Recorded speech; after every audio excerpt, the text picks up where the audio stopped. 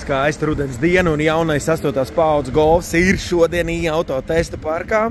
Portāls i-auto.lv piedāvā.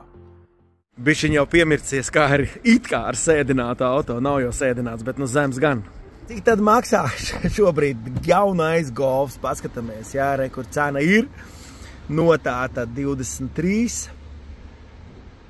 Un šis ir par 36,000 eiro. Kas tā lācītim vēderā, re, kur 1,5 litra motors, 150 zirgspēku, no 0 līdz 100, 8,3 sekundes. Darbinām iekšā. Jauku braucienu var novēlēt tikai ar Latvijas Rādio 2. Re, ko redzēt atpakaļ skata kamera, pret saulīti, kāda izšķirtspēja ir. Nu, kā jau zinat, Volkswagenam man vienmēr gribās, lai ir labāk, lielāk izšķirtspēja gribās. Bet tā mums izskatās priekšējais panelis. Volkswagens ir labojis savu kļūdu ar multistūri. Tiem, kam ir touchscreens, tie zina, cik nērti, jo bieži uzspiežās citas pogas, kuras tu negribi. ID saima vēl mocās ar tiem touchscreeniem, tāpat kā šeit. Kur šeit, nu, siltuma regulācija īpaši ziemā nav baigā ar tām.